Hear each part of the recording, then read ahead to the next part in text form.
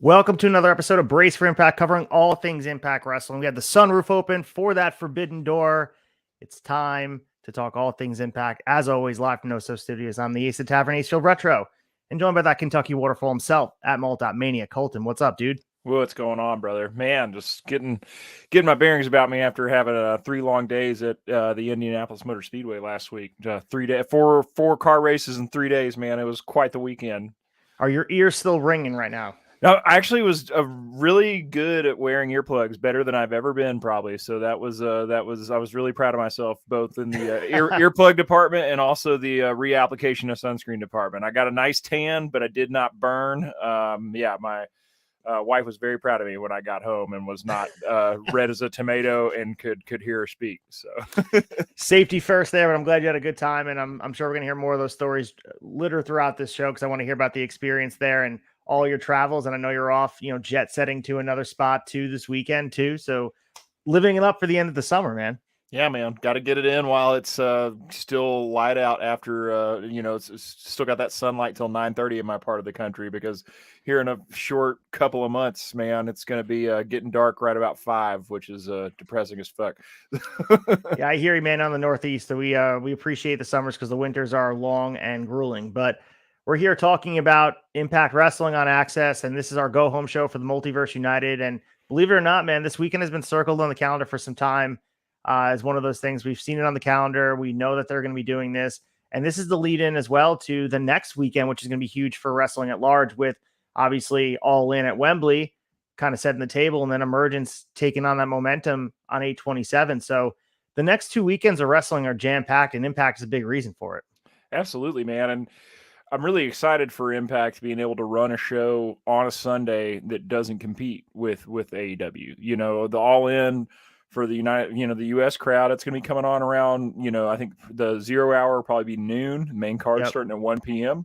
Mm-hmm. And so it'll be nice and wrapped up. We'll have probably an hour or two in between before the Impact Impact Emergence card starts. So it's it sucks when you got to pick and choose which pay-per-view card you're going to watch. And it's pretty exciting that we'll be able to get 2, star-studded cards in on a Sunday and them not compete directly with each other. And I think looking at Impact and AEW, because at this point you can really compare, they both have 2 shows very close to each other. And obviously All In and All Out are a weekend apart, and Emergence and the Multiverse show are a weekend apart as well. And seeing how the 2 of them handled the build to this, and I'm curious your thoughts. I know that the 2 Bad Chads are pretty critical on the flagship about the build and how could you not be. Some of the card was kind of patched together. We know the top of the card was settled for a bit with MJF and Adam Cole for some time, but on Impact side right now, it felt like this card they didn't even really need to build anything on this week because things were settled. I looked at both those cards going into this episode, and you knew where they were going from top to bottom. Even the pre-show matches were announced. Yeah, I think Impact's done a better job by far with building and setting up storylines and the matches for these for both shows. I think they have a benefit, they have the upper hand a little bit, because with the Multiverse United show, they're taking the approach of brand versus brand. So they're not exactly highlighting storylines that we've seen week to week on Impact TV on AXS and making it more about New Japan versus Impact. So I think that does give them kind of a leg up in that respect against AEW, to where they're having to build 2 pay-per-view cards, one being the biggest show they've ever run, and they've got to pack it with they got to fill it with meaningful storylines that they've been building week to week. So I hear everything that the Chads were saying, and I think there's plenty to be critical of. I'm not as been out of shape about it. I'm just excited they sold a lot of tickets, that I think it's going to be a good card. Could it be a better card? Absolutely. The Stadium Stampede feels a little thrown together, and as much as I love a Stadium Stampede match, I don't know if Wembley's exactly the spot for it. But I don't know. It's what we got. I'm excited to see Eddie Kingston on the card. I'll say that. Yeah, I agree. And then, I mean, tying with Impact, I think you made a perfect point there about this Multiverse show. Is the build spoke for itself. They didn't waste time doing it on our screens. And very rarely, I mean, outside of some rare appearances and some vignettes they've been showing, we haven't really had the New Japan stars on our TV. So when they come here, the match is already just built up. And I think that was the misconception of this Forbidden Door build, that first one. The second one was a little bit better because it felt like it streamlined throughout AEW programming a little bit more consistently. But looking at Impact, they treated this as a one-off show, and this was the go home. And I think if you watch this show, they're more focused on emergence. They want you to understand that emergence is kind of their canon as they move forward with their story. This is a big event as they move towards their 1,000th episode in September. They want you to understand that emergence is sort of canon, and the side story is the multiverse show. They're both going to be great shows. They're putting a lot of emphasis on them, but emergence is this streamlined story. You could pop in for the multiverse show, but you're not going to miss main Impact story if you don't watch the multiverse show. Right, which is a big strength for them. And just to toot the Impact horn, they've been building matches. They've been setting matches since Slammiversary. Since that night, we've been setting up emergence very well. So they definitely have that leg up over AEW, which feels like they're really just throwing together as much for both. Really just throwing together a lot for the All In card. I feel like very little has been set up for All Out. You know, we've got Darby versus Luchasaurus / Christian for the TNT title. Yep. There's really not a whole lot else that's set. So be interesting to see where they end up with that card. But yeah, Emergence, Multiverse United 2, For Whom the Bell Tolls. Going to be both excellent cards, man. Looking forward to watching them both. And as far as before we move into the inside, talk about all the news in Impact Wrestling, your excitement level as compared to Forbidden Door a few months ago, are you equally as excited, more excited? You think it's going to be a better show, a better format? What's your thoughts on that? I was pretty impressed with Forbidden Door this year. So, I mean, I'd be hard pressed to say if I think it's going to be a better show. I think it's absolutely going to be on par, especially, you know, with it being, I just think it's kind of it's a little bit of an apples and oranges situation for me, just because they are purely taking that approach of it being Impact versus New Japan, kind of promotion versus promotion, which I like. I'm really excited about it. So this will be, I think, you know, the first Multiverse United show was great. I expect this one to be even better. I think it'll be on par with Forbidden Door. Certainly, love to be pleasantly surprised and see it be a better show. Before we get to the inside, what up, Tyson? Thank you for hopping in the chat and watching with us and enjoying all the Impact Wrestling. Let's get into the inside, Colt, and talk about all the news that's going around in the Impact world. The inside.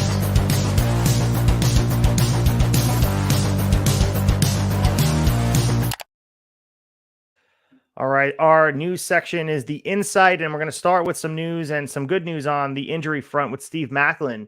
He's going to be returning to the ring soon, and this was made clear on social media on Wednesday morning, where he revealed that he's 100% cleared, ready to return to action after being out with this torn groin. I guess maybe it wasn't torn. This is during that Australia Down Under tour back in June. It's only been about 2 months. A groin is something that we saw Kurt Angle be out on the shelf for a long time back in like 2006 or whatever. It takes a long time for that to heal. Anyone that has ever hurt their groin or hamstring in that area, it's not a fun athletic injury. But Steve Maclin's on his way back, and this is good for the Impact roster, and the top of the card gets a little bit heavier. Absolutely, man. I love Steve Maclin. I really enjoyed, even though albeit a short run of his title run post Josh Alexander getting hurt and being put on the shelf. I think Maclin is, like you said, he's a top guy. He's going to be at the top of the card. I'm not surprised he got hurt when he did. I mean, he had really been, you know, running a ton of dates leading up to that Australian tour, and, you know, traveling that type of distance definitely puts wear and fatigue on your body. So happy to hear that it wasn't that bad of a tear, and that he's coming back way quicker than I anticipated, given the type of injury that it is. But excited to have him back. It's going to be really interesting with him and Josh Alexander both back. And, you know, I don't foresee Alex Shelley losing this title at Multiverse United. So really, really excited to see what the title picture looks like going into Emergence and beyond. So what we do know is that he last was in the picture of Bully Ray, PCO, the Scott D'Amore feud, leading into Slammiversary. We saw him being pulled from there, and we saw Dina replace him in that match. Do you see him jumping back in this PCO and Bully Ray feud? Do they pull him away and put him back in the title feud, kind of going after Alex Shelley for the title that he would want back, obviously, being a top guy and Now you throw him into the picture, dude. There's so many guys at the top of the card. I'm curious your thoughts. I don't know if they're going to put him straight back into the title picture. I mean, he has every right to stake his claim there, I think. But with Josh Alexander coming back, I feel like you probably don't want to overcomplicate it too much. I mean, I could see it end up being a three-way match, a triple threat between Shelley, Macklin, and Alexander. But I don't foresee them putting them back with Billy Ray going into PCO. Just from what we've seen this week and last week on AXS TV, I think the Billy Ray PCO thing is it's gonna stay between the two of these guys for sure. Yeah, so we'll continue to see. And Macklin is due back. I think maybe they'll wait till after Emergence and start a new chapter with him. Maybe he returns at Emergence and maybe just in the corner of Deonna Purrazzo. Who knows what they do, because she has a big match, obviously, in Emergence. But speaking of Emergence, we got some more clarity on the card. And Johnny Swinger made it clear. We know that the story with Johnny Swinger was he's going to get a championship match following that match with Zicky Dice. And the loser leaves town match. So now he's going to be making it clear he's going after Kenny King's Digital Media Championship at Emergence. So the Impact announced this, and they also had a graphic that was allegedly designed by Johnny Swinger, which is a nice little twist here because he doesn't know anything about technology. So he's stuck in the past, wasn't sure what the internet was last week, and that's sort of this tongue-in-cheek thing they're doing. But we talked about it. Johnny Swinger maybe going after the world title. That was kind of what they had been building towards with the referee stuff at Zicky Dice, all the comedy skits they were doing. They're going for it. They're going for the Digital Media Championship. Is there a shot in hell that they give him this title, or are you on the side of the fence where I am, where I'm like, no? I don't know, man. Crazier things have happened. I didn't think that they were going to take it off Joe Hendry and put it on Kenny King. I liked the way that they did it, but I like to suspend my disbelief and think that old Swinger's got a shot. I also love the fact that Swinger's coming for the Digital Media Championship. That's a nice pivot because I don't understand. There's no way we could have worked him into the world title picture by any means. I didn't expect this payoff to come as quick as it did.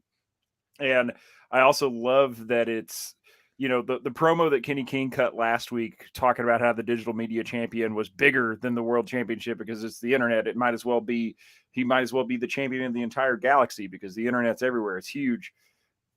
I like that is an unintended byproduct of that is getting Swinger's attention and him going after Kenny King. I think that's a nice added layer to this storyline. So, of course, Kenny King will have to successfully defend his title against Kanemaru on the pre-show at the New Japan Impact Multiverse show. We'd assume that they're not going to give the championship to someone from New Japan. But again, like you said, stranger things have happened. This is a championship that has bounced around. I foresee Kenny King retaining the championship this weekend and going into Emergence to take on Johnny Swinger. But that brings us to this Emergence card that's coming into shape here. And we heard word this week that Sonata will be taking on Jake Something for the IWGP World Heavyweight Championship. And on the same end of things, where we saw at the Multiverse show, Tanahashi has less than a 1% chance of walking out with that title. I would say same thing for Jake Something, but it doesn't have me less interested in. I think Jake Something in a big title match, go to his cage match listing or his discography of what he's been able to do, to have a IWGP Championship match under his belt. That's a pretty cool accomplishment for him. Absolutely. I think it puts a nice shine on Jake and elevates him in the eyes and maybe some fans that are less familiar with him being that of the New Japan fan base, because, we all love Jake Something. You and I have been saying, ever since he came back, I mean, the guy's got an incredible look. I mean, he's got main event written all over him. So yeah, I agree. I think there is less than a 1% chance that he defeats Sonata and takes the IWGP Championship. I don't want that to happen because I feel like if it were to happen, we wouldn't be seeing him on Impact TV. He'd be going off to Japan and doing the run over there for a long time. I'm excited he's back. I can't wait to see what they do with him. But I think this will be a good opportunity to elevate him in the eyes of fans and just in the wrestling world at large. So we also have the Impact Knockouts Championship on the line. This is a rematch from Slammiversary. Trinity will be defended against Deonna Purrazzo. This rematch was set the night after Slammiversary, so we've known this is happening. We talked about setting up matches. This is a contractually obligated rematch. Deonna Purrazzo got her win back from Kylan King, so it's not like, she's going in with less momentum. big match feel. The first one had every bit of the pomp and circumstance we expected, the crowning moment for Trinity. What are your expectations for this match as we I know we'll preview it next week, but just your initial thoughts on this match that we've known is going to happen for months now? I think it's going to be a good match. Deonna Purrazzo doesn't put on bad matches, no matter who she goes up against. But I think Trinity goes over here for sure. I think this solidifies that she is where she is for a reason, that she came here to be top dog and be top of the knockouts division. I think it's going to be a hell of a match. I think it's probably going to go, I wouldn't be surprised if it went a half an hour. But I think it's going to leave us guessing during the match. But my pick's Trinity. What about you? I'm gonna say Trinity wins as well. I think Deonna Purrazzo is going to really just make it clear that Trinity is the next person they're building the division around. But it's the perfect match for her. I think Deonna, you can't really move on from Deonna until she has that rematch, and then you can go from where you want to go. I love the story that they're telling too, with potentially Julie, as we'll talk about in the next big story before we get through the card here. There's a lot of good women at the top of that card that can take on Trinity, but I think defeating Virtuoso and having her have a definitive advantage over this person who was kind of holding the division in her hands for quite some time, and Trinity going there and becoming this staple is an important optic for everyone that's looking at the division from the topward on. So I'm excited for it as well. But we also have this interesting choice where the Impact World Championship, I would assume, is not being defended at Emergence because Alex Shelley is going to be, unless he loses Tanahashi, of course, but we know that's not happening. The Impact World Champion Alex Shelley is going to be teaming with Kushida, Chris Sabin, and Josh Alexander, take on Bully Ray, Moose, Brian Myers, and Leo Rush. So you and I have been talking about it for week to week about what this Impact World Championship picture looks like. And we mentioned all these guys. Every single one of them in this match has had a claim at the World Championship. They really can make the case that they could be the world champion. I don't think in any company right now you could have 10 guys that could sit there and say, these guys can realistically be the champion going into next month. And I think they truly have every single one of these guys on this. You can make the case there might be a meaningful program. And I guess depending on what happens in this match, it might even be coming from Alex Shelley's team. We might get a program set up with him and Chris Sabin. We may get some stuff with Josh Alexander. This has me very curious. And they're going to plant some seeds for potentially Bound for Glory down the line for the 1000th episode. This is going to really tell a lot. And it shows the emphasis they're putting on storytelling here because the World Championship is not being defended. They want to make sure they make it clear what the next big program is. And I think we're going to get it after Emergence. Yeah, I think so too. There's no way in hell they're going to make Alex Shelley pull double duty that night, especially after this will be a brutal tag match, and it'll be Bound for Glory is the bigger show just historically, so that makes sense. Especially we found out, we'll cover this later in the card, but we did find out tonight that we are going to get a title defense for the World Championship on Impact next week, and he's going to be doing it at the Multiverse show. So that's back-to-back weeks right there. So he's got to have a break somewhere. And I'm interested to see what the fallout is from this match because obviously, you have Josh Alexander teaming up with Alex Shelley. It'll be interesting to see after they, do what they need to do business wise together. Be interesting to see where their heads are at going against each other. So the other matches quickly, and of course we're going to go deep diving into the Emergence card next week. But we have the Knockouts Tag Team Championship on the line. MK Ultra, Amash Slamovich, and Killer Kelly defending against Giselle Shaw and Savannah Evans, and also the Death Dolls, and not to mention the Coven. So a lot of teams in this matchup. Also have now the clarity about the Impact Tag Team Championship on the men's side. Subculture, Mark Andrews and Flash Morgan Webster defending against the Rascals, which is going to be an absolutely insane match, probably match of the night as far as match quality goes. And as we mentioned before, Digital Media Championship on the line, Kenny King and Johnny Swinger. So we'll preview that card. I think most of our conversation today is going to focus on this multiverse show, but really coming together. And I think this card's been settled for quite some time now. It's not like they've thrown these matches together. We got some clarity about Sonata's opponent, but everything else for the last 3 weeks has been, we've known it. And I think that's also the difference between AEW and Impact right now is they've set the stage, they rolled it out, and they've just let matches build them up, quickly and let it happen naturally. Well, when you're taping shows, I feel like you kind of have to plan ahead a little bit more. When you're going to towns and taping 2 shows at a time, always kind of lends itself to you having to be a little bit more ahead of yourself and having everything laid out in a pretty straightforward and linear fashion. So yeah, I'm very happy with the way they built both these cards, and like I said, looking forward to enjoying both shows. So we mentioned the New Japan Pro Wrestling and Impact Multiverse United 2, For Whom the Bell Tolls, from Philadelphia, Pennsylvania. 2300 Arena. That's the old ECW arena for those that are unaware. Historic venue, a lot on this card.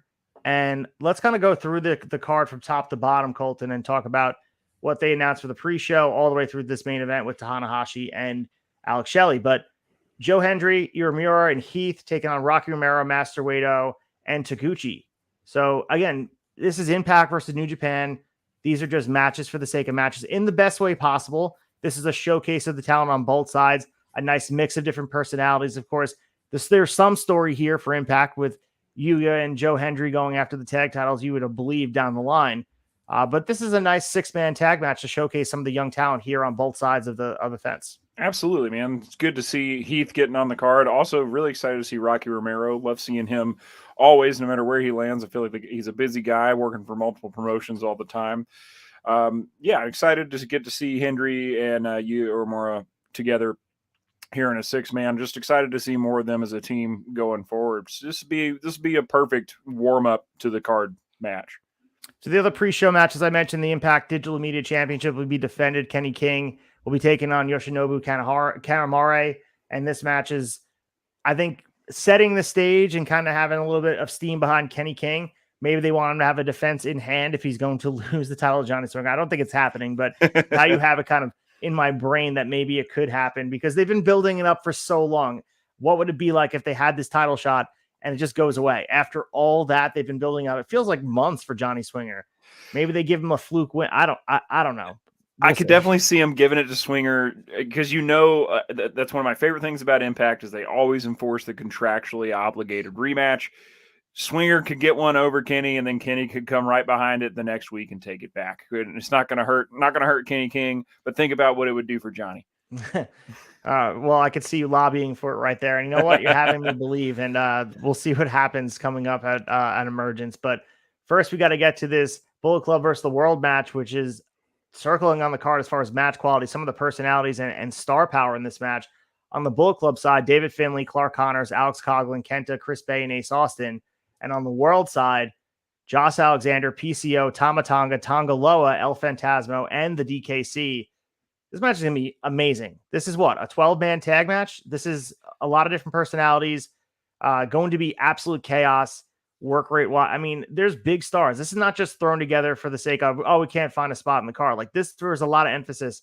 This is almost akin to, Survivor Series when they put WCW versus WWF. This is like really the best of New Japan and the Bullet Club versus the world. Really, it's amazing. This is what Survivor Series should be, man. This is ideal. Yeah, it's 12. I mean, gosh, a 12-man tag is going to be, like you said, absolute pandemonium in the ring.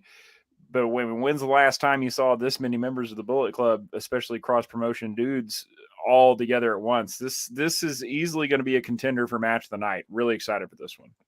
And another match that's sure to steal the show, the 7-way scramble match with all different personalities from New Japan and obviously Impact. We have Chris Sabin, Frank Kazarian, Rich Swann, Kevin Knight, Bushi, Mao, and El Desperado. And what is sure to be a fast-paced, what do you give this, 9-10 minutes or just full sprint? This is what I probably expect from the scramble match. It's going to be amazing. Yeah, it's going to be a good one, man. It's going to be nonstop action. And we have Team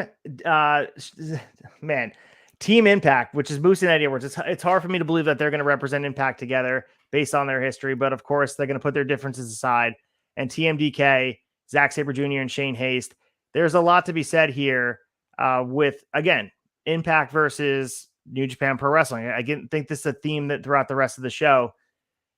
Cool to see Zack Sabre Jr. here. We saw him obviously on the AW side for Forbidden Door. He's a guy who continues to show out. I think he's underappreciated, and I think seeing him on any card kind of rounds it out in a good way. Yeah, I love Zack Sabre Jr.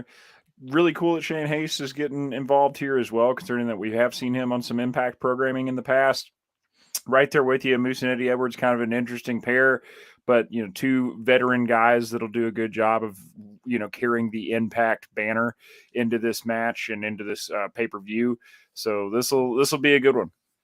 So we also have Lio Rush and Trey Miguel taking on Hiromu Takahashi and Mike Bailey. Interesting enough, because now Trey Miguel, we now know he's the number one contender for the Impact World Tag Team Championship, but he's not teaming with Zachary Wentz. He's teaming with Lio Rush. You think this plays any part of it? Maybe they causes some dissension between the two of them, or is this just they're able to put their differences aside? It's okay. I'm not teaming with you tonight.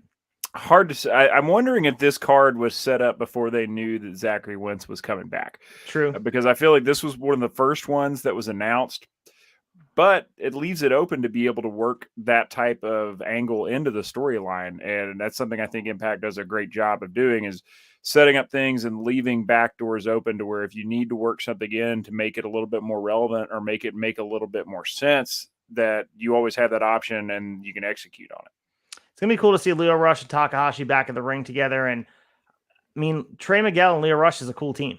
It is. And I understand it's okay to have associations with other people than your tag team, but I mean, Lio Rush and Trey Miguel has me imagining what a tag team with them would be like as well. If, say in an alternate universe where Zachary Wentz didn't come back, because this is going to be fun to see them together. Not to mention Takahashi and Mike Bailey. That has a lot of steam behind it. Yeah, it's going to be pretty cool. It's nice to see that. I guess Mike Bailey is technically, going to carry the New Japan banner in this match, even though he is an Impact guy most of the time these days. So, yeah, I'm excited to see them team together. Yeah, Lio Rush and Trey Miguel is a dream team, man. This is going to be some good stuff. And rounding out this card, we have 3 more matches. Doki and Sami Callihan, which is sure to be a hard-hitting technical affair. On Doki's side, Sami Callihan going to be bring the Bruiser Brawler style, as we saw tonight as well. This is going to be a fun clash of styles. Seeing Doki on an Impact stream will be fun. I think a lot of people, the casual audience, really probably don't know who Doki is, and I think they're going to be pleasantly surprised. I think on the surface, watching the presentation, they may be like, what is this? But as soon as the bell rings, I think Doki really kind of wows everybody, and people walk away being really impressed with him. I think on every card, he walks away the guy who shines the brightest in a lot of ways. And it's interesting because if you see, again, Google him if you're unfamiliar with Doki and check out the presentation, and it kind of can strike you as this feels goofy. This feels like it's from the mid 90s or something, but in the ring, the guy is absolutely unbelievable. And I fully expect a good match for him and Sami Callihan. I think this is a great pairing. This one is also going to be a contender for potentially match of the night. I agree with that one because, like I said, the clash of styles, there's something about having the disparity of two guys that are so distinctly different. And I think obviously Doki can brawl, but Sami Callihan is definitely going to bring the energy in that way, like the Mick Foley style energy. I mean, I always feel like when I watch him, I think of Cactus Jack. That's what I see. He does the Cactus Jack pile driver on the apron, but other things too, just the energy, facial expressions, drawing the emotion. And then Doki coming out there from the technical Japanese strong style. It's going to be a fun match. We also have the New Japan Strong Women's Championship on the line, and we finally got clarity about everything that's been going on here. And of course, Deonna Purrazzo called out Julia by name from Stardom. This now will be a 4-way. So it's going to be Julia defending her championship against Deonna Purrazzo, Giselle Shaw, and Momo Kogo from the New Japan side of things. And this was not official until tonight, where we know that Julia has been defending her championship. She wrestled in Stardom. I think it was last week or maybe the end of last week, where she wrestled you over there. And after the match, they aired the video of Deonna Purrazzo challenging her at the United show. So it felt like we were destined to have the two of them have a one-on-one match, which is honestly kind of a dream match. But Purrazzo was interrupted midway through by Giselle Shaw. Then it seems like it was be a triple threat. Somewhere down the line, they added Momo Kogo, I should say, and also Giselle Shaw, and now we have a 4-way. If you guys are unfamiliar with Julia, I've been absolutely heaping praise on top of her. One of the top performing female wrestlers all across the globe. Not just 2023, I think beyond. She's going to be absolutely someone that once the national market gets their eyes on her, she's going to be in WWE. She's going to be the next future star that they can build a division around. Until then, we get to enjoy her here. She's one of the few women, and if you guys put any merit into the Dave Meltzer star scale, she's one of the few women that has had matches above 4 stars. She's had 3 alone this year. And Yeah, and she's been absolutely amazing, and she has the highest rated women's matches altogether cumulatively throughout the whole year. So as far as work rate goes, Julia is top of the top. So really excited to see her get this big stage here. And like I said, this is a precursor to bigger things to come for Julia, and it's only a matter of time before, like I said, AEW or WWE scoops her up because she's a star in the waiting. Everything about her screams mega star. Yeah, this will be a good match. I'm with you as well. I thought that it kind of made sense for it to be a one-on-one. I'm not upset about it being a four-way. I think it'll be an entertaining match, and we get to see two New Japan talents and two Impact talents between Momokogo and Julia on the New Japan side, and Giselle Shaw and Diana on the Impact side. I think this will be, a little easier in. Also, I feel like with kind of it being her first introduction to a lot of the American fans, just coming right out the gate and doing a one-on-one with Diana puts a lot of pressure on it. So I think this will be a nice way to ease her in. And who knows, maybe we'll end up seeing her, most of the Emergent card is set. Maybe we end up seeing her at Emergence with a match against Diana. Or maybe we see that down the line at Bound for Glory. So looking forward to seeing more of Julia regardless. Yeah, and I think looking at this might have been just a strictly booking decision because looking at the two women, even though Deanna's no longer the Knockouts champion, she's still someone that holds a lot of weight in that division. She's not taking a pin. Doesn't feel like she should also pin Julia. So they both probably got in the room like, we need to add some buffers in this match. Two women that could take the pin, and that's Kogo and Giselle Shaw. So here we're at. And I think maybe down the line we build up towards a bigger match, Deonna Purrazzo and Julia. Maybe at like a Bound for Glory, no title on the line. Maybe they maybe she has the New Japan Strong Women's Championship still, come when Bound for Glory time comes for the build. But yeah, I think that's exactly what it was. I think they probably looked at the card like, how could we get out of this finish and figure out a way to make both women look strong? And, Impact, that's always the conversation we have for the promotional warfare shows. There has to be a give and take on both sides where both of your roster looks strong. I think that is always the linchpin where there's this compromise. And that's what people don't think about. Like, I would love to have Roman Reigns versus Kenny Omega in a match, but how could you agree on who wins? How could you find a way to make it work? And you can't just litter the whole show with DQ finishes. That's why we see these tag matches where there's always someone in the match as that trap door to be able to get pinned. And that's just, it feels like safe booking, but in a lot of ways, it's the only way to make these shows really work. And safe booking for somebody's introduction is never a bad decision. So that's what we have for the inside here. Those are the two cards here we're looking forward to, and I'm looking forward to the Multiverse show. Just keep in mind, the Multiverse show starts at 5 p.m. Eastern. So if you guys are looking to check it out, it's on Fight TV. I believe it's included with your Fight subscription. I don't think you have to buy it separately. I think Emergence will still be the typical pay-per-view model. You have to purchase it. I think it's going to cost, like $50, something like that. $40, and this Multiverse show will just be something you can watch with your subscription. Correct me if I'm wrong on that, Colton. No, that should be the Multiverse show. I believe if you have Impact Plus or I believe New Japan World, either one, this one should be included. So I'm looking forward to it. Again, it's going to be airing at 5 p.m., so a little bit of an earlier start. Make sure you guys don't miss it. And it's going to be, like I said, kind of a sprint to the finish of the end of the summer, and not just with Impact, but with AEW, WWE, all across the board. There's a lot of wrestling to consume, and these are the events we've circled as the finale of what was a really fun summer. And I think everyone is kind of waiting for these shows to happen to kind of turn the page on the next chapter of all these companies. And once we have the results at Emergence, then it's going to be a sprint towards Bound for Glory. And I think the same can be said about AEW with All In. I know everyone wants the pomp and circumstance. They can't wait to see Wembley all lit up with 80,000+ people. But I think there will be a lot of, I wouldn't say relief when it's over because there's so much build up to it. It's going to be kind of nice to turn the page and look towards new stories and build towards them. And I think the same can be said about Impact. Yeah, I don't think it's relief, but just a little bit of room to breathe, which will be nice after having, between two promotions, four big cards within about 2 or 3 weeks from each other, which is just crazy. We never had that before. It's one thing to look them out on paper. I know, but again, we've been looking at these on a calendar for a long period of time, and August 2023 was so far away when these shows were announced, and like, oh yeah, the Multiverse show is happening, and yeah, it looked great. It looked great in concept, and we're like, oh, this is gonna be amazing. But seeing it come together live on our screen, it's awesome to see it follow through on and put the emphasis on it. And the working relationship with New Japan and Impact has always been something that is admirable, and it's progressive in wrestling. These two are able to kind of work together through different leadership teams, find ways to make it work, be creative, showcasing talent, and it's great for both sides. I think both Impact and New Japan are both benefiting. I think there's been ebbs and flows. New Japan, when this relationship started, probably was pulling Impact up by the bootstraps, but I think the roles are kind of reversed now, where I think Impact is kind of helping New Japan, which is in my opinion, a rebuilding phase as far as star power goes. I think there's a lot to be said about this mutually exclusive relationship they have with each other. I think it's been beneficial. I completely agree, especially with what you said about, at this point, Impact kind of seems to be pulling up New Japan talent. I mean, we see it right now with Yuya Uemura getting a chance to come over here and do some different things. I think this should be a model for every wrestling promotion, big or small.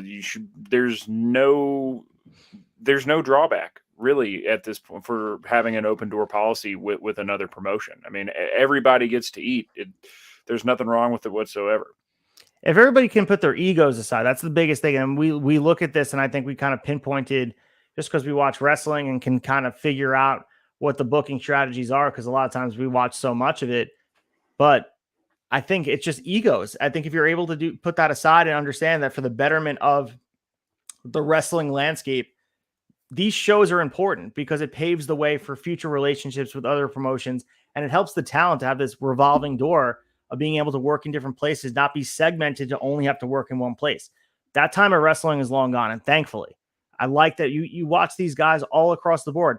Every single one of these guys on this Impact card has an opportunity to work all across the globe. It's fantastic. Yeah, it's excellent stuff. I really enjoy being able to get to see New Japan talent on Impact and vice versa. It does nothing when you can set your egos aside. It does nothing but make the wrestling business better. And people can't get caught up on wins and losses, because we're going to watch Tanahashi take a clean pin from Alex Shelley at the Multiverse, and he's still a legend. He's still a guy who's going to be looked at as a Mount Rushmore type of talent when all is said and done. And it goes a long way in helping the future of wrestling when you do this type of stuff for both sides. And if wrestling's prospering, everybody's is going to be doing well. And as we continue to watch the business blossom, this is just happening underneath. I know everyone's so focused on the tribalism between WWE and AEW, and they're having this battle. And I just picture it I don't know, there's all those memes where you have like two dogs barking at each other, and there's just a dog chilling. That's Impact in New Japan right now. They're just chilling on the bottom. Like, while everybody else is yelling at each other, they're just bathing in the sun, loving it. Yeah, having a great time. All right, let's have a great time. Get to the blow by low and talk about all the Impact on AXS from August 17th, 2023, our last of the tapings in Chicago. Let's get there. Blow by blow.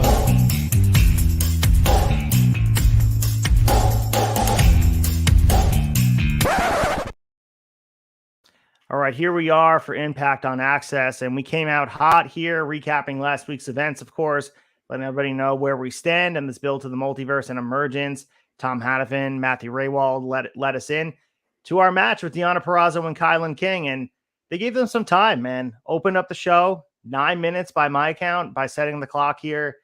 Take the lead, let us know about this match, and Deonna Purrazzo getting her win back, because we knew she was pinned by Kylan 2 weeks ago. She needed to get this win back on the build towards emergence. Absolutely, man. I think everybody knew that Deonna was going to get her win back going into this match, but Kylan King didn't look any worse for wear by taking a loss here. She looked really, really good in this match. It looked like it was going to go quick because Deonna took Kylan to the mat really early, went for an armbar, but King reached through the ropes. Also, I want to comment here. Kylan King took the L here, still looked incredible, but didn't have any interference from Taylor Wilde, which was that's the first time that I can remember in the last 9 weeks that we've seen anything from the Coven, that if it was a singles match, we didn't see Taylor Wilde or Kylan King in the flip side getting involved in each other's match, which I thought was really interesting here. And maybe I think that could potentially, you could argue that maybe we're setting Kylan King up to be a singles competitor and maybe not necessarily a strong heel, or a hard lined heel. Yeah. So, but no, man, this was a great match. I mean, like you said, 9 minutes, both people, both girls got their shit in, and it was good to see Deonna get that win back. She needed it, man. I mean, taking a pin in a tag match is, not the same as taking a pin in a singles match. But when you're the number one contender going up for your contractually obligated rematch for the Knockouts Championship, you want to take two losses going in. So I thought it was crucial that Deonna got her win back here. She wins with an armbar submission, which sends it home even more so for me that she got the win that way. And like I said, I don't think Kylan looks. I think this still elevated Kylan King, even with her taking a loss here. I thought this was a great way to open the show. I agree with that. And I think everything you said was perfect about Deonna Purrazzo needing to look strong. And I'm not saying they need to rehabilitate her. She wasn't worse for wear after being pinned. But as you mentioned, as we kind of approach this emergence push, this was the kind of the precursor to this go home show, getting her to be looked at as strong. They needed to make sure it happened. And there's nothing better than a submission to do that. And also, Kylan King, I mean, you also mentioned that as well. In a losing effort, no interference from Taylor Wilde. She was able to kind of hold her own against like we said, the formidable force at the top of the Knockouts Championship division. She's been holding her own, and she was able to kind of give it all she had. This match was not one-sided by any means. Kylan King was able to get some offense in, and this set the pace. And this shows, again, emphasis on women's wrestling on Impact side, where they open up the show. We know the opening of the show is important to set the pace, and they show that this is a world title level program between Deonna Purrazzo and Trinity, where it feels like I know they show Trinity watching in the back, the old school trope that they continue to do, which I love, by the way. Like, I love the meme with Bret Hart standing in front of the monitor watching like Shawn Michaels in the ring. I love that. It's so easy to do, but it also shows how important that match was, where the finish was not, it wasn't foregone. We knew that Kylan King has pinned Deonna Purrazzo in the past, and Trinity was watching on as the champion, the person holding the crown. Is Deonna Purrazzo going to lose this match? I thought it was a really great storytelling mechanism. Was it the best match? Absolutely not. We've seen both these women have better matches, but it was definitely I would say, more than fine match. And they pleased both masters, where they had Deonna Purrazzo look strong going in the emergence, and Kylan King feels like she, as you said, is going to be on her way to being a challenger, a legitimate one for the Knockout Championship in the very near future. Yeah, 100%. So you have Gia Miller in the back. She's interviewing Kenny King and Sheldon Jean. We get the announcement about Johnny Swinger. He's going to be challenging Kenny King for that Digital Media Championship instead of the world title. Kenny King is confused as to how this happened. And Gia Miller pointed out the Swinger beat King on the pre-show. And King said he's not worried about Heath or Swinger. And he said there'll be a lot of slow singing and flower bringing. And then he bounced. So I like what you said. I don't think they made it clear on the show that that the internet was bigger than the world, but they kind of alluded to that last week, where he was like, what is the internet? I think that's bigger than the world, because Kenny King said it. That set the stage, and it makes sense. But I wish they would have put more emphasis on it with the program and had Johnny Swinger say it himself. Maybe he will next week. Yeah, I hope so, because I just thought that was a really nice layer to it, because Kenny came out and cut that promo, and I was like, man, some pretty bold words, and now they're coming in to kind of bite him back in the ass, and he's got Johnny Swinger to worry about now. So yeah, this is very fun. I'm excited about this angle. So we get a backstage segment with Bully Ray interrupting Santino Marella. Santino was talking to Kevin Knight, and Bully Ray is focused on needing Santino's help. Of course, PCO has been targeting him with some revenge in mind. He's saying that PCO is unhinged. He's a madman. And he said that, like, dude, everything that's going on, this is unacceptable, unsafe working environments. And he complained about being in a no DQ match against Black Taurus. So then we get the arrival of Moose and Brian Myers. And Myers said that he needed a match with Alex Shelley. So Santino's a little bit overwhelmed here, Colton. He's trying to piece it together like a good leader, trying to figure out a way to get everybody to calm down. And, we had kind of some decisions made, because now Alex Shelley comes in the picture, and he said, no problem. I'll take Myers on in a match next week. And now we seem we're going to get some kind of, like you mentioned, I think it's very strategic on there, and they want him to be defending the title before emergence, because that title's not being defended at a pay-per-view, which is a big deal. Yeah, I like this segment a lot, because I mean, when Bully Ray first came on camera and was talking to Santino one-on-one, I mean, there was some serious desperation in his voice. I mean, he was begging Santino to help him in the respect of some sort of protection on his part against PCO. But the minute that Moose and Myers walked in, he gets all tough guy and starts giving the hard lines to Santino. Like that's the way he'd been talking to him the whole time around. I really, really enjoyed that aspect of it. But yeah, man, Santino keeping his head on a swivel as a good director of authority must do, because it's going to come at you from all angles. And I'm excited to see. I'm very excited to see Brian Myers take on Alex Shelley. I think that's going to be a hell of a match. But I like how Brian Myers came in hot and demanded that he wanted it this week, and he at this same time, Santino Marella made a match for later in the night with Kevin Knight versus Moose, and then said, "Oh, that was the last spot on the card for tonight. It'll have to be next week." I love that aspect. I love that as well. And your thoughts on Bully Ray? I know people have been critical about his return to Impact, but I think he's been a great addition to the roster because things like this emphasize that he's not the main focus, that he can be vulnerable. And even though, like we'll talk about the Black Taurus match, he can find a way to put other people over. I've been nothing but impressed with this run here. I think he fits well on this roster, and he doesn't take away any valuable time from anybody else. I think he helps the younger talent feel more important. I'm all in on Bully Ray. I'm very happy that he's here. I completely agree with what you said. I think he's being used perfectly. He's not going for the world title, but he's still managing to be in an upper mid card story. And like you said, also elevating other talent. He did take a shot at Kevin Knight as soon as he came in, but that's still, if you're getting the attention of people like Moose and people like Bully Ray to try to cut you down, you must be doing something right if they're trying to cut you off at the knees. Definitely agree with that. And we're going to get more Bully Ray later in the night, but we lead in with our second match of the evening. Killer Kelly with Masha Slamovich in her corner, taking on Jessica and Courtney Rush, and also Savannah Evans. So we get Giselle Shaw and Jay Vidal in their corner as well. So triple threat match here, building up to this tag match happening at Emergence. Knockouts tag team division is pretty stacked here. MK Ultra has been nothing but impressive. I love the team of Masha Slamovich and Killer Kelly. Match is pretty quick here, though, 4 minutes. And we see kind of a discombobulation at the end where Kelly gave Evans the DVD of the Death Valley Driver onto Jessica. Kelly pinned Jessica. It was short, man, but there was all action here. This is pretty much just a teaser for that upcoming tag match, a trailer, a appetizer, whatever you want to say. They didn't give away all the spots. They definitely previewed everybody, all the team, the highlights that they could have. If this was, an action-packed match, there was no break. No, not at all. I liked the little bit of storytelling they did here in 4 minutes.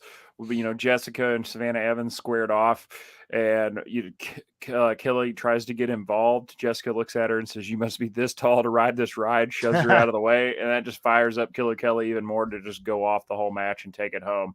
This was a cool preview for a six woman tag that we're going to get coming up on the card next week that we didn't necessarily.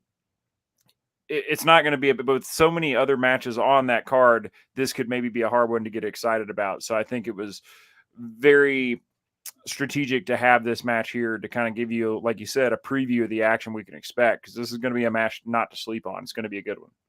And also, just not to continue to emphasize on AEW shortcomings with the women's division, just take a look at the first two matches here. And I know it was segmented in between with some segments with the Kenny King, Sheldon Jean interview, and then the Bully Ray and Santino segment. But first match was Deonna Purrazzo, Kylan King, and then we get more build up to this tag team division with the women's in mind. With, again, this is just how it's built, man, and this just doesn't feel forced at all. This is meaningful story, and all these women feel like top of the card performers, and that's because there's a lot of emphasis and continuing to put some stock in them.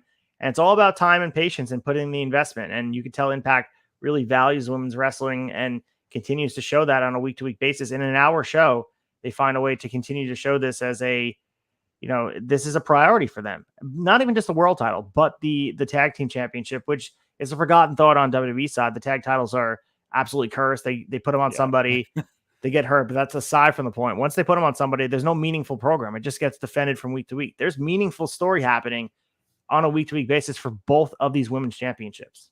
100%. So we have Dirty Dango promo, which they filmed, the typical Dirty Dango performance that we're used to. And Dango has Alpha Bravo with him outside a building, and they take aim at Jake Something. So it seems like he's the focus of their Impact ire. At this point, Jake Something is a guy that kind of took aim at Dirty Dango himself, saying he should leave pro wrestling. And Dango was hilarious, saying Jake would get the rub from working with him and have another run on the indies.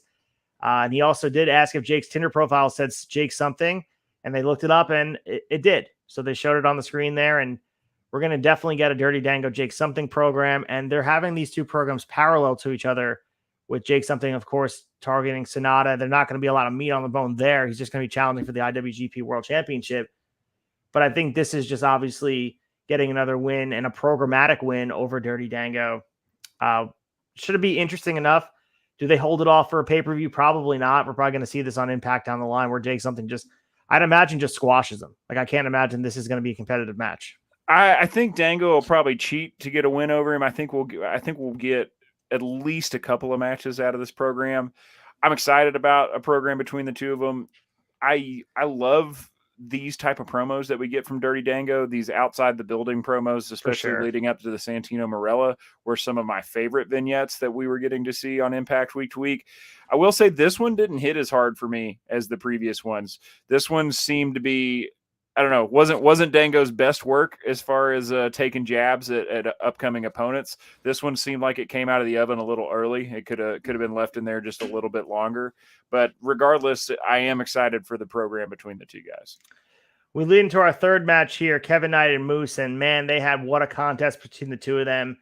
An absolute showcase, classic power wrestler versus high flyer storyline here. And we talk about it all the time on these Impact shows. There's a lot of matches on the card where if you just watch the match, like we watched Kushida and Mike Bailey last week, the match in itself tells its own story. And Moose and Kevin Knight, if you've never watched pro wrestling and you watch the two of these guys go at it, the story's being told on the screen.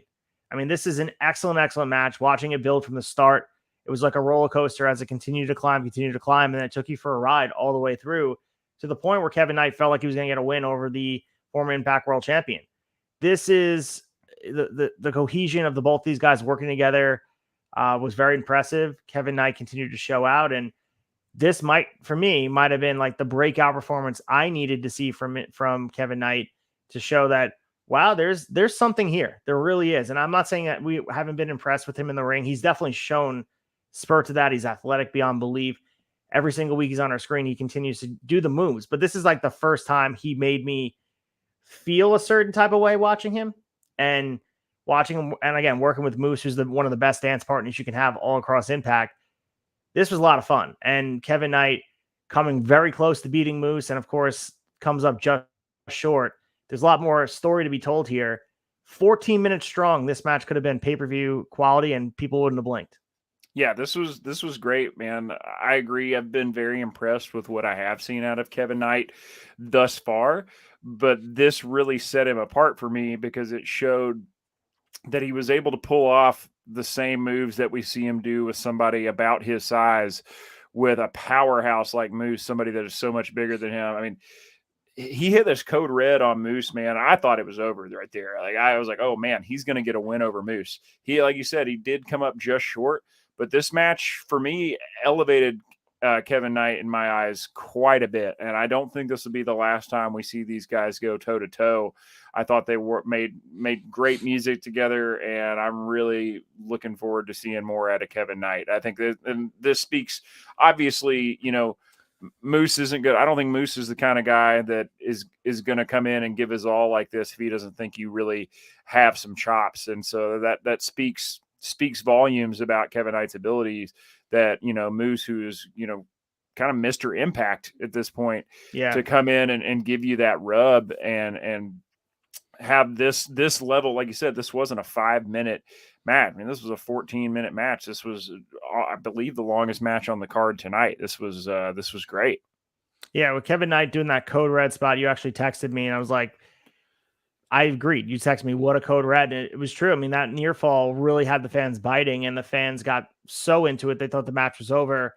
And I love the finish right after it, where Moose was like, all right, enough playing around. He powerbombed him out of desperation. Then he hit the spear. And then, that's kind of the ending we saw here. And man, this was great. And go out of your way to check this out. It feels like Impact does a good job of at least putting one match on each of these shows that they just have this pay-per-view quality match, and it's impressive. They don't have to do this at these tapings, but they continue to do that, and the live audience is, I'm sure, very thankful. They're very into it. The Chicago crowd was hot, which added to this as well. Care very much about Kevin Knight getting the win over Moose, if possible. That you really felt the build up to it as a reference, like a roller coaster. You could felt it building and building and building to a point where it kind of got to a point where Kevin Knight felt like he was about to just finish the job, and boom, Moose pulled it out for him, which is great storytelling. It was awesome. So we have Eric Young walking around backstage, and then we get Gia Miller interviewing the Rascals. So Trey Miguel said they were ready to get the tag titles back and said Rich Swann and Sami Callihan, you guys don't have a shot. We get ABC approaching them, and they're arguing. Santino, of course, busy man all night, broke it up. And Chris Bay was saying that the Rascals paid off the Good Hands to attack them. So they're referencing what happened last week with the Good Hands coming in and getting involved. And Santino gave ABC a match against the Good Hands for next week. So not only building towards Multiverse, not only building towards Emergence, but they're building towards the weekly TVs, because we'll get to it in a second about what the card looks like for next week. Man, they're really putting some stuff together. And this tag team championship picture, it's getting better and better by week. Absolutely, man. The Rascals are just as good on the mic as they are in the ring. I'm become a very, very big fan of Rich Swann and Sami Callihan together. There's really, really good stuff going on in the tag team division here in Impact. So I have the EY match against KON that's been building up. And of course, this is continuing the build towards eventually Eric Young versus Diener. This is a very rare DQ finish that we got on our Impact screens. I can't remember the last time we saw a DQ. Fans are very behind this, chanting EY throughout the whole match. And eventually, as Eric Young had the advantage, we get Diener getting involved with a chair to break it up. Then KON chokeslammed him, DDT'd Eric on the chair. Diener sat on his back, and of course, the ref calling for the bell well before that. There's more story to be told here. Of course, don't know where it ends. I think inevitably it's Eric Young beating Diener, but they're not ready to have KON be pinned. They were saying that KON has only been pinned once. It's with involvement. Sami Callihan hit him with a bat. I think that's what they were saying. So KON's a protected character here in the design. So they want to make sure that he's going in strong. I thought maybe looking at the way storytelling usually happens with wrestling, that KON would just be pinned and that would be the end of it. But not happening here. They want to make sure that the design looks really strong. And I guess that speaks to where they're going with Eric Young. They want to make sure he has a long, lengthy program with them, because it might be a byproduct. The world title picture is so stacked right now that there's no room for him there. Absolutely. And there's a lot of meat on the bone left here with the heat that he has with Diener. I like that they continue to protect KON here. I thought Eric Young and KON both looked great tonight. Like you said, pretty rare DQ finish, but I'm not mad about it. I think that it sets up, we're just scratching the surface in this storyline. There's a whole lot more to get to. So you have Joe Hendry and Yuri Uemura together. They're sitting in the back, and we get a music video. Very goofy stuff, but this has me thinking, if you guys are not watching Impact and you're like watching AW, like, where is all this mindset of this MJF Adam Cole stuff coming from? This is that stuff. This is what it is. And it has me believing that that's the influence. And this was funny. And they were talking about being gene models and whatever else that they're referencing. But also, like, in a normal setting where the tag division is not as stacked, it would be like, oh, Hendry and Uemura are going to win the championship. No big deal. I can't even see a world where they break through and get in there. Like, they can tag together, but they have a lot of moves to make to get into that point. Yeah, we're a ways away from it, but if we keep getting a music video every week, I'm just going to continue to get more excited about it, because they absolutely could be models for jeans. Look at these guys. They look great. Yeah, they definitely could be releasing music every week, and this just shows you the power of charisma, and, like, even for a short period of time on the screen. What was this, 2 minutes, 3 minutes long? If that. One of the memorable moments on the show here, and Joe Hendry hasn't wrestled in how many weeks on the show? Probably since he lost the Digital Media Championship. I don't think we've seen him in the ring. I actually got the rematch as well. Right. That he brought Uemura in on. So this will be at least the second week that we've seen him, not in a match. He's been in in a silk short sleeve button up for 2 weeks straight now. And he continues to be memorable on the screen, which is, you know, and it's one of those things. I think more times than not, Joe Hendry's not wrestling, which kind of speaks to his charisma and ability to be remembered. He doesn't have to be doing his talking in the ring. He does it with these backstage segments, which are creative, and Impact gives him the leeway to do it. And it's for somebody, you know, if you're watching this and you're like, it's not for me, you know, Impact is an eclectic mix of types of things like this. And if it's not for you, you don't like the Death Doll stuff, you don't like the Joe Hendry stuff, you get the good wrestling in between. But sometimes this hits, and I think it fits so well. Like, I love both these personalities. I really enjoyed this. I thought it was funny as hell. Yeah, I did too, man. I want more of it. Keep it coming. I don't take wrestling too serious. You know what I mean? Like, I think people take wrestling too seriously when they see something like that. That said, that's why the Adam Cole and MJF stuff people were critical of. But there's room in wrestling for that type of stuff. You gotta laugh. Everyone has to laugh every once in a while. It's pro wrestling, man. Don't take it too seriously. So we get this part 2 of the Crazy Steve interview with Tom Hannafin. Heavy stuff here, Colton. I'll let you kind of take the lead here and talk about Crazy Steve and everything that went down. But this was heavy, man. Yeah, this was very heavy, and I think Hannafin's the perfect guy to facilitate this type of message in an interview. You know, last week we got the first part with Crazy Steve. It kind of left us all on the edge of our seats, ready for it to be continued. You know, he talked about how growing up in a small town, you know, he's been legally blind for his entire life. Grew up in a trailer park, you know, said that his dad was a super hard worker, but he was an alcoholic. There was definitely, you know, mental and verbal abuse going on, and that eventually did escalate into some physical abuse. Said that, you know, his mom was his number one supporter his entire life, but did not live a very healthy lifestyle, and, you know, suffered from kidney failure, multiple cancers, had to go through dialysis when Steve was as young as 5 years old. I mean, some really heavy stuff here, man. And then, you know, he talks about his dream of wanting to become a professional wrestler, and he got signed by Impact in 2014. And 3 weeks prior to that, his mother took her own life, which is just an absolutely heartbreaking story. I'm really enjoying getting to see this side of Steve. And I know that this wouldn't be a segment that we'd be seeing on our TV if he didn't want to tell this story. So I like the fact too, that they flashed a suicide prevention hotline on the screen when he did address the fact that his mother took her own life. You know, he talked about how hard it was for, you know, 3 weeks after the death of his mother, having to paint his face like a clown and make fans happy, like during one of the most difficult times in his life. You know, Tom said he hadn't heard most of the story, and, you know, he was sure that most of the fans hadn't at all either. And he asked him, what does the future hold? And Steve said, well, that's exactly why we're here. And instead of it saying to be continued on the screen, it said to be concluded. So that's definitive that next week we will get the third and final installment of this interview segment with Crazy Steve. I really liked the finality of it. I think this is very appropriate. I think it fits on the card very well. It's something very different, and it gives us kind of an insight into, and really humanizes Crazy Steve, who is a character that hasn't really had that option up until this point. But you don't want to drag it out too long. So I like the fact that we know that next week is the conclusion of it. And I'm excited to see where we go and where his character goes going forward.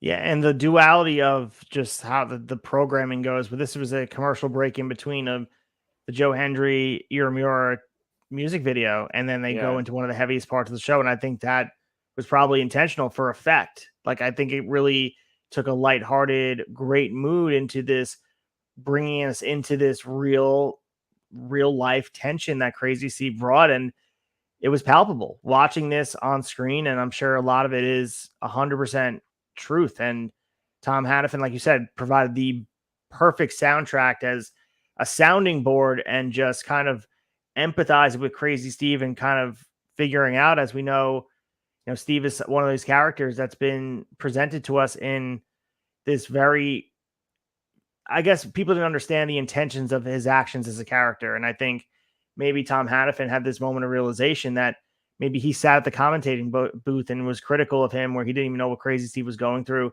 I thought this had a lot of layers.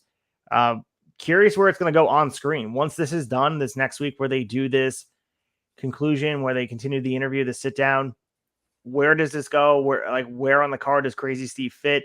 Is he staying active on the roster? Like, there's so much on here that had you guessing. And I mean, like I said, I mean, the placement on this it couldn't be an accident. Just seeing this right after the Joe Hendry Gene stuff with the music video, as goofy as it was, it was perfectly done. And this was great. Crazy Steve, a lot of realism in that promo. And, you could see it in his eyes that this means something to him. So they gave it some time and some meaning here. I'm curious where it goes. Yeah, same here. And also shout out a lot of courage to coming out of Crazy Steve to come on camera and tell lay your whole life story out like that. Some of the toughest parts of your life. It's some admirable stuff, man. Yeah. So we're looking forward to see that next week, because it definitely was one of the more gripping interview segments I've seen in a very long time.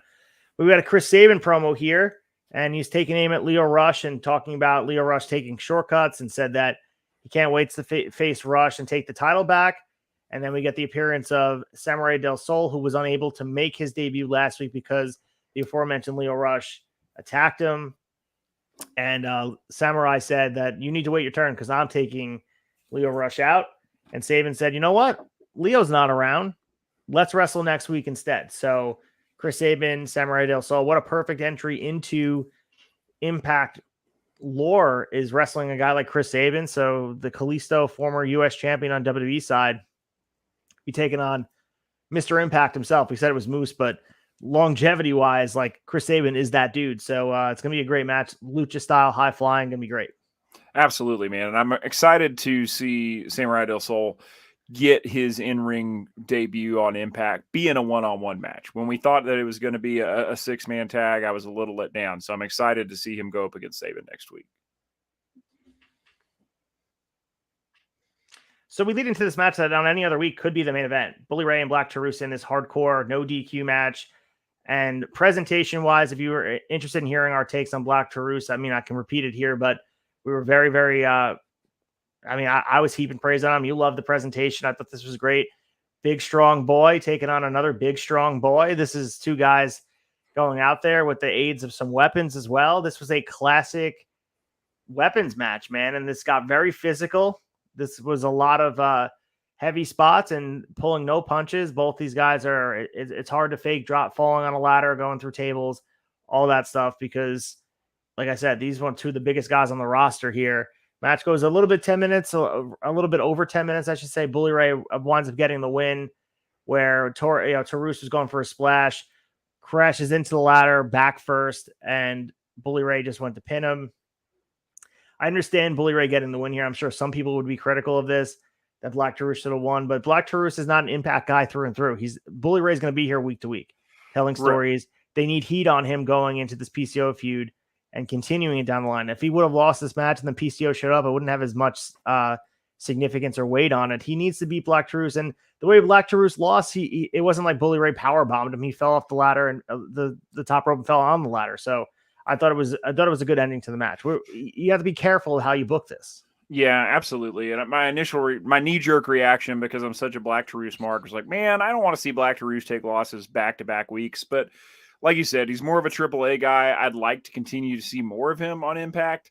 But I think you make a really good point that with the way that the loss went, it was a fluke. It wasn't anything that Black Taurus, he didn't get beat.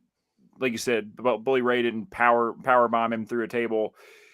He went for a big spot, and Bully Ray rolled out of the way. Unlucky. And I mean, the real story here is what happened afterwards was PCO coming out and, of course, chasing Bully Ray out of the arena once again. So, yeah, I want to see Black Taurus on TV more on Impact and getting more wins. But like you said, booked the right way. This was a lot of fun. I like weapons match like this where, although it's predictable with PCO at the end, I thought there was anytime it's on a card, reminds me of the mid-2000s Ruthless Aggression when the hardcore title was still running rampant. You could see some of this, the weapons in the ring. It fits every card, and this is a change of pace. We talked about, we had the classic wrestling, we had the heavy-hitting interview segment, we had the goofy stuff. This, and the women's wrestling too, this card really had it all, and this was just another example of Impact checking all types of boxes if you're a wrestling fan looking for a little bit something different on a weekly basis. So I was a big fan. So we got a clip from last week, Frankie Kazarian hitting Alicia Edwards with the kendo stick. showing a highlight of this. And Eddie Edwards is in the back with Gia Miller, Colton, and really was emphasizing that his wife, Alicia, is a badass. She's going to be okay, but that doesn't mean that he's going to be happy with Frankie did. Frankie Kazarian approaches the interview segment with security involved and security's between them. Frankie is insistent that this was an accident, and he also told his wife to stay home. He said, "This is over. Let's just stop doing this." And Eddie said, "You know what? We need to settle in the ring." And Frankie said, "All right, fine. Instead of doing that, let's end it at Killer Kowalski's wrestling school." I don't think this is the end of this feud. I think there's more to it. But watching the replay of it, of course, how could Frankie Kazarian not know that she was there? I mean, and that's what's so good about it, because he's like, it was an accident. I thought someone else was attacking me. It's such an old storytelling mechanism in wrestling that it's low hanging fruit, but put a lot more on this story than it actually had from the start, where these two guys are just like veterans that train together. Now it feels a little bit more personal. Yeah, there's a lot more heat on it. And I was wondering where this storyline was going to go when they decided to not definitively end it at Slammiversary. Very excited that this seems like at least the next, I think you're right. I don't think this is going to be the end of the feud, but they said, let's end it where it started in Massachusetts at Killer Kowalski's wrestling school. So I guess that means we're going to get a pre-taped match from them at a different location. Pretty excited to see that. Maybe we'll get another type of theatrical match that we've seen become very familiar with, and really what they led the market in. They're the ones that created this, like, the Ultimate Deletion, that kind of stuff. So maybe we'll see something like that, and I think it could be fun, especially getting a glimpse into what Killer Kowalski School looks like. That for wrestling nuts and fanatics, I think that's kind of cool to see as well. Yeah, very much so. So we have Hannafin and Raywald running down the card for Multiverse, and also talking about how Jake Something's going to be taking on Sonata at Emergence. And we get the matches announced for next week. They do a good job, man. I know Excalibur gets a lot of the credit for like running through cards, but in the middle, right before the main event, they've been kind of doing this week after week, where we see them throw match graphics up for Emergence, for Multiverse, for next week on Impact, 2 weeks out.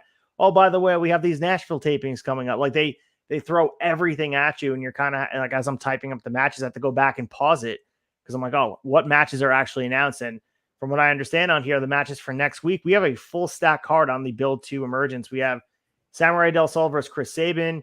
We get Trinity versus Jody Threat. We get ABC versus the Good Hands. We get Diener versus Laredo Kid, and Alex Shelley versus Brian Myers. So a lot on this card. Samurai Del Sol making his debut. Trinity on this kind of precursor to her big title match, title defense against Deonna Purrazzo. I'm not sure if the title's on the line, but even if it is, we know Trinity's not losing. Some meat on the bone with ABC and the Good Hands. We get Laredo Kid back in town here against Diener, and then a world title match on Impact next week. Alex Shelley and Brian Myers for the title. Predictable finishes, but still a lot of good action that's announced a week out. Predictable finishes, but all bangers. So, as if you needed another reason to tune in, here's 1, 2, 3, 4, 5 right there, man. Good reasons to make sure you don't miss the next show right after the Multiverse. So we have Sami Callihan and Rich Swann cutting a brief promo backstage. And when I say brief, I mean brief, man. I think they just kind of screamed at the Rascals, and they were on their way to the ring, and led us right in after the commercial break to the Rascals taking on Rich Swann and Sami Callihan. When you talk about another match that really kind of lived up to the bill, this was the finals of that tournament match. Winner taking on Subculture at Emergence for the tag titles. Man, the Rascals presentation, before we even get started with the match, we say it week after week. They got some new shirts, so you guys can go to the Impact shop and check those out. Just their ring entrance, their music, presentation-wise. This was a big match feel, and I know the tournament was put together, and it was only, 4 matches altogether. It was a short form tournament, but this was really, really good to determine eventually the opponents for Subculture. And there were some moments in this match where it felt like Rich Swann and Sami Callihan could have done it. And you could have made the case that ABC would have came out here and attacked the Rascals and made sure they weren't going to get it.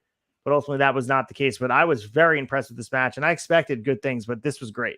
Same here, man. This far exceeded my expectations. I've really fallen in love with Sami Callihan and Rich Swann as a team. I mean, love both guys individually, but man, they've really, really got their hooks in me here, and especially over the last couple of weeks. But the presentation of the Rascals is great, man. I mean, this match, I was convinced about 4 different times throughout this match that, man, all right, they're gonna pivot hard. Rich Swann and Sami Callihan are gonna take this, but of course, the Rascals haven't gotten a clean win once in this tournament.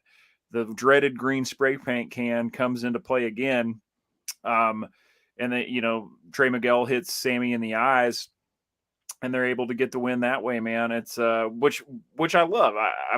I'm not coming at this from a critique saying, oh man, fuck these guys, they don't ever get a clean win. That makes them better heels. The fact that they've had 3 wins in this tournament and they've cheated or had somebody else come in and interfere on their behalf every step of the way. I mean, it sets them up. They are the premier heel tag team in Impact. And I mean, Zachary Wentz has only been back for what, 3 weeks? Right. Like that's quite a hill to climb in that short amount of time. And I'm really, really happy with it, man. This match was incredible. I really, really enjoyed it. Even, sad to see Sammy and Rich Swann take the fall, but I think it is telling the best story that they can right now by having the Rascals go over here. I like what you said about having ABC maybe come out and interfere, but I mean, that still keeps them pretty hardline babyface by not having them come out and interfere as much as they would like to. Their sights are set on the good hands for next week, and a little grudge match there settling up that score. I thought this was a really good main event, a really good way to wrap up the show. Yeah, absolutely. And I think although this didn't really do anything for the Multiverse show, I don't think the show did a lot for the Multiverse show.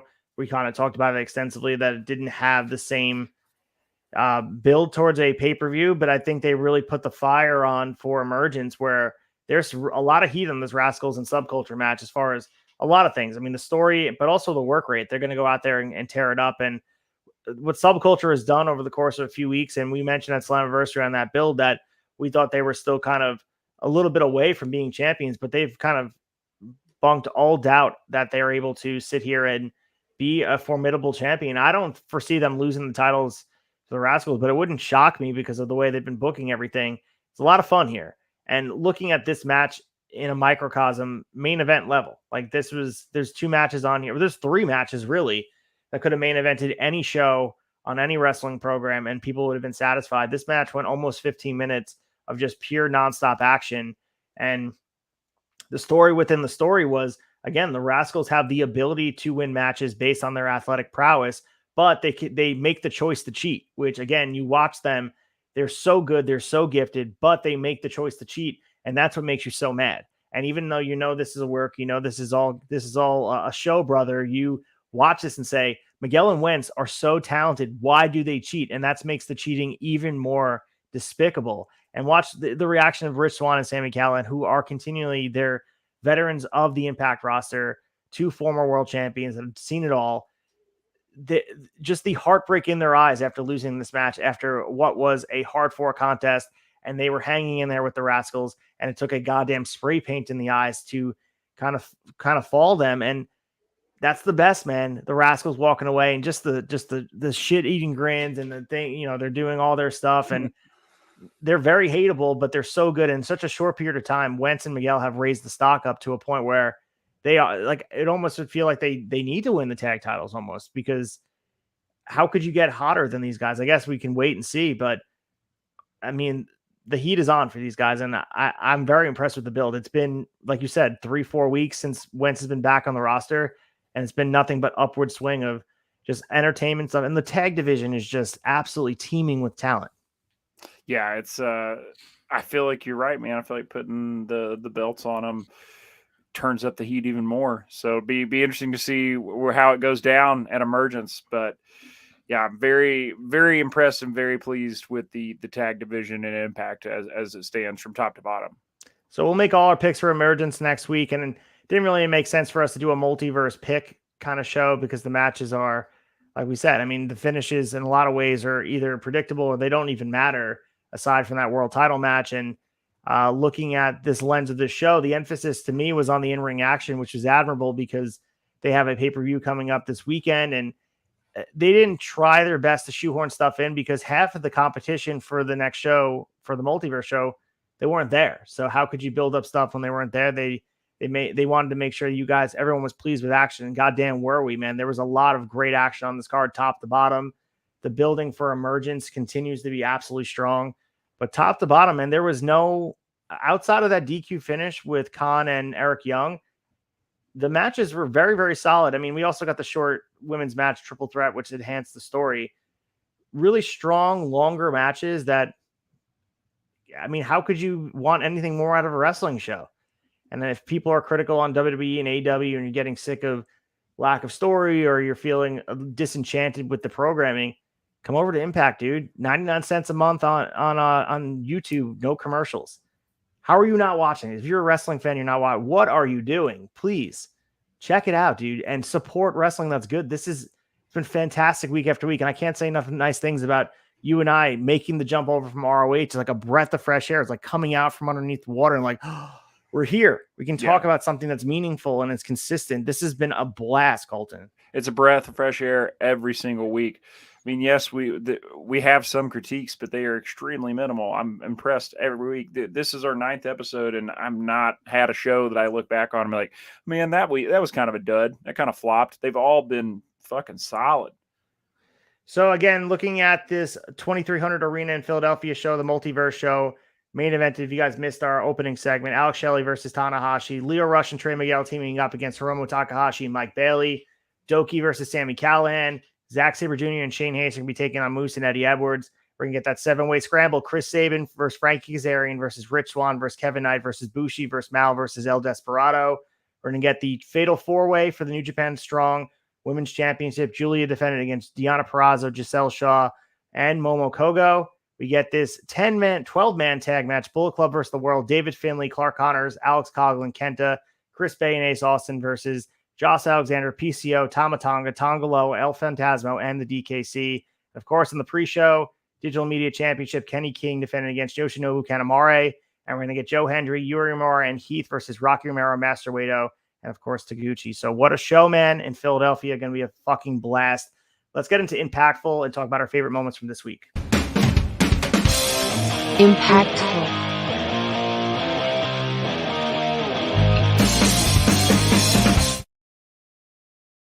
All right, Colton, as we look past this episode, we say goodbye to it. What was something you looked at as this is exactly the part was my favorite? Well, I got to say, first of all, man, Excalibur ain't got shit on my man Ace Old Retro going through that run through of that card just right before we transition into that. Nicely done, my friend. We got some Japanese names in there I nailed, right? Yeah, you nailed every single one of them. Nice job. I appreciate it. My favorite part of the show tonight, man, there were several, but I got to go with the main event. It was incredible. It was for a tag match in the end of, like you said, a pretty short tournament. It over delivered, I thought, and it was just great from top to bottom. Really, really enjoyed it. Good way to type a show. Man, there's so much on this card that I really loved. I'm going to go with Moose and Kevin Knight just because of Kevin Knight's performance. Close distant second was the main event, as you mentioned, but I also love Bully Ray and Black Taurus. I love what they did in 10 minutes. They maximized their time, the weapons, everything in this match kind of told the story. And this whole show was strategically placed and staggered together. And I don't want to sleep on the fact that they put the Joe Hendry thing and then they put the Crazy Steve thing in there for emphasis, dude. That's exactly what you should do as far as that's what a show should be, feeding off each other. And a lot of times you just have these copy and paste, throw things on a show and match segment, and they don't lead into each other. This is a living, breathing environment here in Impact where the reason why the Crazy Steve thing hit even harder was because you're just coming off all these laughs and good times feels with Joe Hendry and Uemura. So, dude, great episode of Impact as we approach 2 of their biggest shows of the year. Yeah, absolutely great go-home episode. With that being said, let's get to the shock and awe, get our final wrap-up in preview next week for 824 as we really approach the end of August and say goodbye to summer. Let's get the shock and awe. Shock and awe.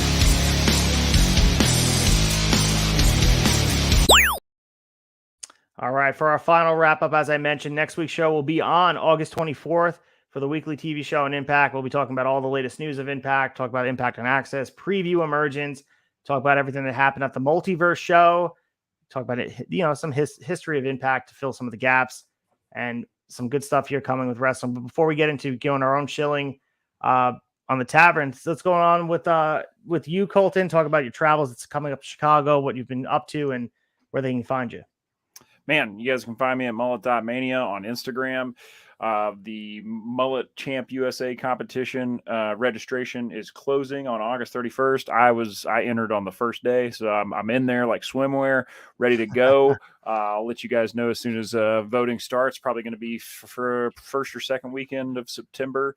So, but yeah, man, I'm just packing my summer to the gills here right at the end. I spent 3 days in Indianapolis Motor Speedway for the IndyCar NASCAR doubleheader last weekend. Had a blast. Going back to my old stomping grounds of Chicago this weekend to celebrate my good friend Eric's bachelor party. He's getting married in November, so really looking forward to this weekend. We're going to split our time between Chicago and Michigan and get to spend some time with some good brothers, some of them that I haven't seen in many, many years, especially all of us in one place at the same time. Yeah, man, I'm running myself ragged a little bit, trying to fit everything in, but I'll sleep when I'm dead. Love it, man. You're enjoying yourself, and congrats to your friend Eric on his engagement and eventual marriage. And enjoy the time with your boys, dude. It's like you got to appreciate them when you can get together, and because it's rare, as you know, as you get older, it's hard to get everybody in the same room together. But looking up here, we got the tavern. Obviously, goes in turnbuckletavern.com for all your needs for everything we got going on here. You guys could go buy a shirt, follow us on Instagram, check us out on all these platforms. We got to change that Twitter logo to X. Feels like X is here to stay. Yeah, unfortunately. I like the old logo. Stuff, make sure you guys go to the turnbuckletavern.com and support us. Leave a review. If you do that, please send me a screenshot. I'll send you some stickers. I got some good ones. I got some new ones. I got the new season of Shot Nostalgia stickers, which leads us in. This week, we're saying goodbye to Shot Nostalgia, Smoky Mountain Wrestling 1994. So our seventh and final episode of season 4 is going to be, talking about all the things that happened in Smoky Mountain Wrestling. December, some Christmas chaos, an hour-long conversation with myself, Mike Belcaster, and of course, Colton, who's sitting right here with me. And then we already kind of led into our Saturday night's main event season. Episode 1's already in the tank. It's going to be airing on 8/25. And then we're going to kind of go through. We have 18 episodes of on Saturday night's main event, talking about every single episode. I got the physical copies of Dave Meltzer's newsletter to go through. And historical context is everything as we build really what's going on behind the scenes of what NBC and Dick Ebersol and Vince McMahon and how everyone was perceiving what they were doing. We're on the fallout of WrestleMania 1. We're only months removed from that show happening, and how was WWF perceived? And just they weren't established as this main entity that everybody knows them. It wasn't a guarantee. They were still working from underneath. And of course, yeah, they were collecting talent. They were trying their best to steal stars from other territories, which was unheard of, but there was no guarantee they would be successful over there in New York. So it's always great to see. And don't let anybody tell you, but Dave Meltzer does have a lot of legitimate historical reference to go through. And one man's ratings, don't get your panties in a wedge, guys. Come on. It's one man's ratings. Like, I don't get it. And I'm referencing this argument in the tavern group chat about Dave Meltzer. So, yeah, pretty heated divide this week on old Dave. I just don't understand. I mean, I just don't understand the heat, because the biggest thing that people are critical of Dave is they read quotes and then they assign their own judgment without reading the whole thing or listening to him saying anything. The biggest criticism people have of him, they're the ones that don't listen or consume any of the media. So, I mean, at least inform yourself. Have an intelligent opinion on it, because you have to listen to what he said and not just base it on what someone told you to say, like Bruce Pritchard or Eric Bischoff. Yeah, hard to knock it when you haven't immersed yourself in it. Absolutely. In it like swimwear, like you said, right? Right there. In there like swimwear. In there you like gotta be in there. I love that. And also I want to thank everybody that was out there. Amesbury, Massachusetts for Rad Pro Wrestling. Made my debut there. That's Fred Vernon. What a great show. Birds of a Feather. Nice daytime show last Saturday. So made the traveling trip over there, 5.5 hours from Long Island to Amesbury. It was a great time. Met some really awesome wrestling fans in the New England area. Hoping to be back down the line at Rad Pro down the line. Also, this week, open up the School for Remarkable Wrestling. Congrats to Kono Capuccia. All the hard work that went into open the school in Wisconsin, and watching them have the open house, some new faces over there, and we had a big turnout of people that are just into watching pro wrestling, watching the training session. And it was awesome to see, and the energy and the passion and the love of really what is professional wrestling personified is that Remarkable Wrestling. As we get prepared for our September 16th show, Own the Night, we talked about him tonight. Chris Sabin taking on Kono Capuccia live in person at Deer Park. We also have Alex Shelley taking on Tristan Ty. Of course, other matches too. Percy Ryan versus Marcus Mathers for the ETU Key to the East Championship. What else can you ask for? So, Desmond Cole is going to be wrestling Kevin Blackwood for the Remarkable Championship. So it's going to be a great show on the night. Make sure you guys come out and check it out. Go to remarkablewrestling.com for tickets. If you're interested in becoming a pro wrestler, come out to Wisconsin to come say hi. Training 3 days a week. Places team. It's top of the line. You can work out. You can watch tape. You can get in the ring. Some of the best talent all across the Northeast, all over the world is that Remarkable Wrestling. So make sure you guys go check it out and support independent wrestling as we continue to grow. Colton, anything else you want to give us here? Man, it's hard to follow that up. You did such a good job shilling it out, brother. Yeah, just like we always say, theturnbuckletavern.com. Like, subscribe. So thanks for hanging out with us on YouTube. This will be dropping in audio form tomorrow morning too, if you prefer the earbuds over the eyeballs. So yeah, and also sad to see. I had a blast on Smoky Mountain Wrestling 1994. Bittersweet wrapping it up, but man, what a wild year in wrestling it was. So yeah, I'll be on Saturday night's main event. I'm not going to be on every episode. My summer and my fall are both a little hectic, but you'll be keep your eyes out. That third seat, Ace and Mike Balcuster are keeping it warm for me. So I'll be back there as soon as I can be. Absolutely, and as always, guys, we're gonna be in there like swimwear. I love that quote. We're out of there like swimwear or whatever the hell it is. But we'll catch you guys next time after a while. Peace out, guys.